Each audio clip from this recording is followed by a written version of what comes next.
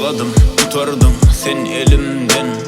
Öwzerisi cennetin her deminden. Merizlesem baş ucumda demdeminden. Tebibim koymadın sen keminden.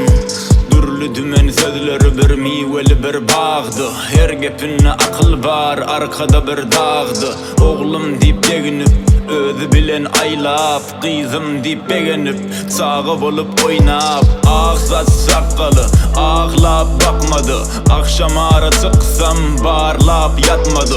Suyunu alıp yastığı, bar begence aktığı. Bedeni dolu dert bolupdu, yüreği yuka vaktıdı. Melek yöne yertedi, dağdan ağır dertidi. Özü merdi ruzgar, beyik açık yüreği var. Kaygıları yükmüş, ağzı bize köpmüş. Derdini zor dillep, yuvaş asla çökmüş.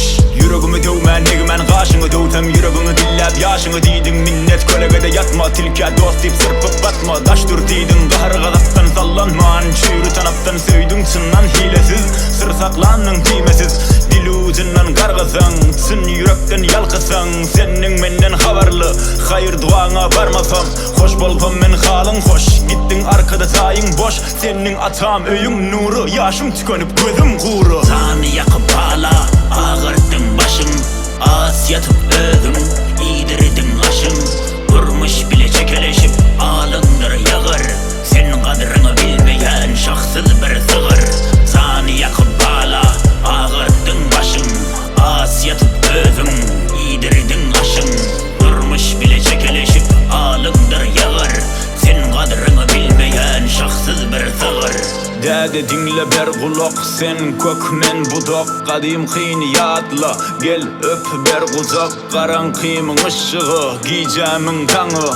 Sen başımın tacı, men ayağın sanı.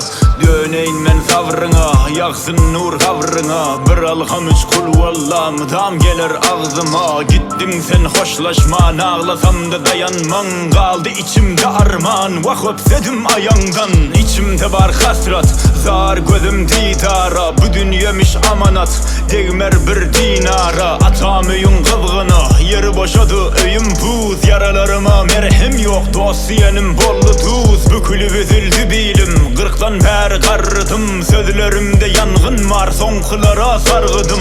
Güyme özümü dünya bilen, anlamandım karranını. Vicdanım benim ağlıma vuruyor, ne deyip yanına parmağınımı. Himme gözlen sürmesi, ol Hudayın kölgesi. Zehirden acı ölmesi, ondan beter de gömmesi. Gül bol deyip ol hardı, minnetsiz koldardı.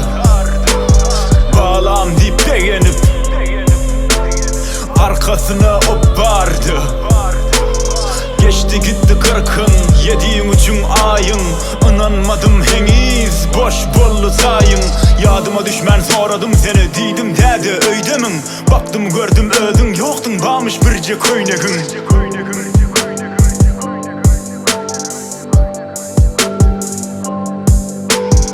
Atı var kabileliğin kadrını.